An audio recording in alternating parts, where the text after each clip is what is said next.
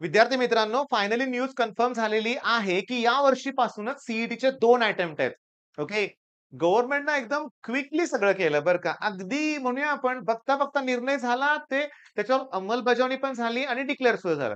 आता जे शिक्षण मंत्री आहेत त्यांनी ट्वीट केलंय, बरोबर आहे. आणि त्यातली सगळ्यात शॉकिंग गोष्ट जी आहे, ती मला तुमच्यापर्यंत पोहोचवायची आहे. आता 2 अटेम्प्ट आहेत. ओके. बरीचशी मुलं ना टेस्ट म्हणले की घाबरतात. एकच असतं, की माझा अजून अभ्यास झालेला नाहीये.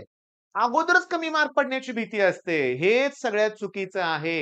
एक स्ट्राँग माइंडसेट पाहिजे. मग मुलं काय करतात? मग पहिला अटेम्प्ट राहू दे, मी दुसऱ्या अटेम्प्टची तयारी करतो.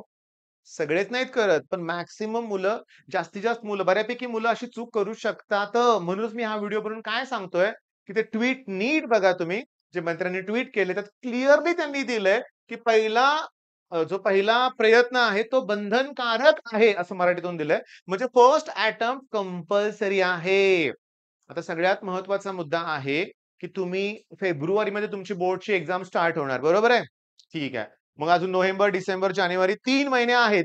3 महिने आहेत, 90 डेज. तुम्ही म्हणाल नोव्हेंबर तर संपला की निम्मा. पण फेब्रुवारी पण आहे की मग. तो कुठे मी काउंट केला होता. तर सगळे मिळून 90 दिवस आहेत की आपल्याकडं. बरं. त्याच्यानंतर बोर्डची एक्झाम, तुम्ही मॅथ्सचा पेपर केव्हा आहे फक्त बघायचं. मॅथ्सचा पेपर हा कदाचित मार्चच्या पहिल्या-दुसऱ्या आठवड्यातच असेल. मग त्याच्यानंतर सुद्धा मला 2 ते 3 आठवडे मिळणार आहेत. त्यात मी फुल लेंग्थ मॉक टेस्टची प्रिपरेशन करू शकतो. केलीच पाहिजे. मी अ, मी ना सांगतो बऱ्याचशा दरवर्षीचा अनुभव सांगतो तुम्हाला मी. मुलांना नेहमी वाटतं, की माझा अजून अभ्यास झालेलाच नाहीये. हां, मी 80% झालाय, 90% झालाय, अजून उरलाय असं वाटतं. ओके. आता मात्र एक करायचं, तुमचा अभ्यास जेवढाही येऊ द्या, तुम्ही फुल लेंग्थ मॉक टेस्ट या द्यायच्या म्हणजे द्यायच्या.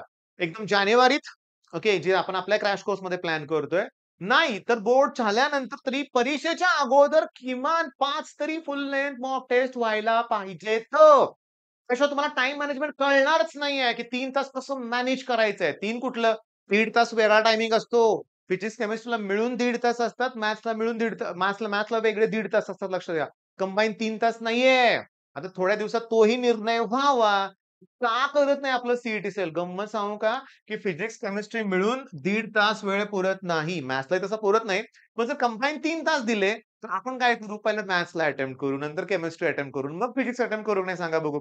मग स्कोर पण इम्प्रूव्ह होईल. पण सी सेल तसं करत नाही. 1.5 तासात फिजिक्स, केमिस्ट्री सोडवा. ऑटो सबमिट होईल. नंतर मॅथ्स ओपन होतं. हेही लक्षात घ्या बरं का. बरं आता मार्च, एप्रिलमध्ये पहिला अटेम्प्ट काहीतरी आहे, बरोबर ना? आता टेंटेटिव्ह बोलतोय बरं का आपण. फिक्स डेट आपल्याला माहीत नाहीत अजून. ते पण लवकर डिक्लेअर होणार.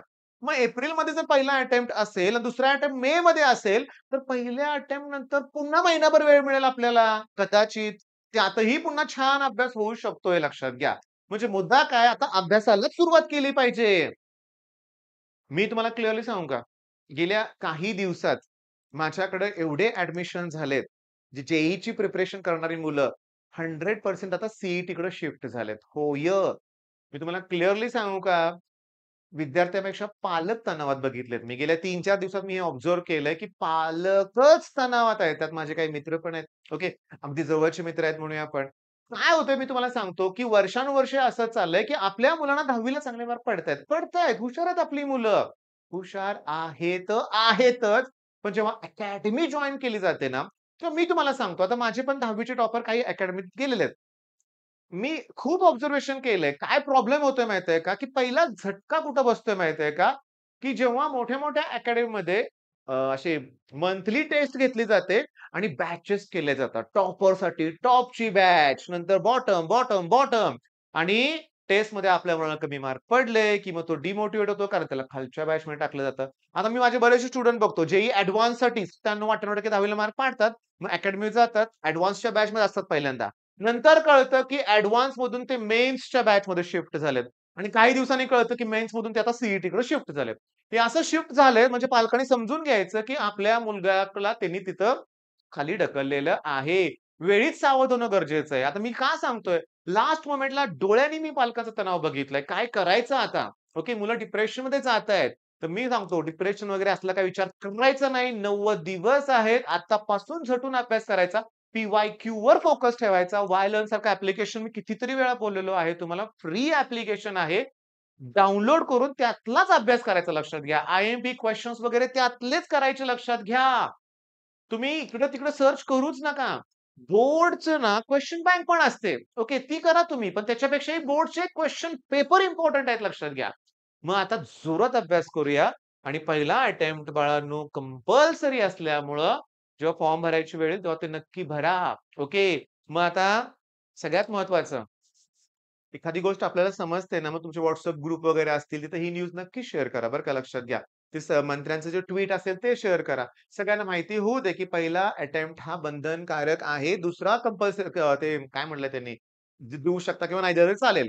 पण आपण दोन्ही द्यायचेत. का सोडायचं लक्षात घ्या. का सोडायचं? दोन्ही अटेम्प्ट द्यायचे. पहिल्या अटेम्प्टमध्ये 99.3 पडले, तर दुसरा अटेम्प्ट द्यायचा का? अरे द्यायचंच. टार्गेट एकच आहे 100% मग पहिल्या अटेम्प्टमध्ये 100% मिळाल्यावर दुसरा अटेम्प्ट द्यायचा का? 100% जर आले पहिल्या अटेम्प्टमध्ये तर दुसऱ्या द्यायची गरज नाही बरं का. दुसऱ्यात कुठे पुढे जाणार तुम्ही 100च काढू शकता ना. नाही, पण ते येतात. मला आठवतंय. तुम्हाला सांगू का? कोव्हिडच्या काळात जेईची एक्झाम वर्षातून 4 वेळा झाली होती. Google सर्च करा आणि त्या चारीच्या चारी अटेम्प्टमध्ये 100% मिळवणारी एक मुलगी होती. पहिल्यातच 100% मिळाले जेईई मेन्समध्ये. सेकंड, थर्ड, फोर्थचा अटेम्प्ट नाही द्यायला पाहिजे होता. ॲडव्हान्सची तयारी करायला पाहिजे होती ना. पण जाऊ दे. आपल्याला कुठे सीईटीला कुठे ॲडव्हान्स आहे. द्यायची असेल देऊ शकता काही इश्यू नाहीये बाळांनो. पण महत्वाचं काय? अभ्यासाला सुरुवात करा.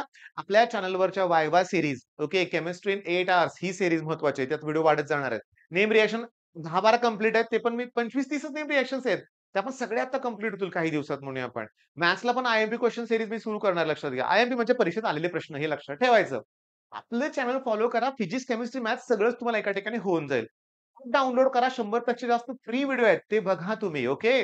मग अभ्यास करा. All the best.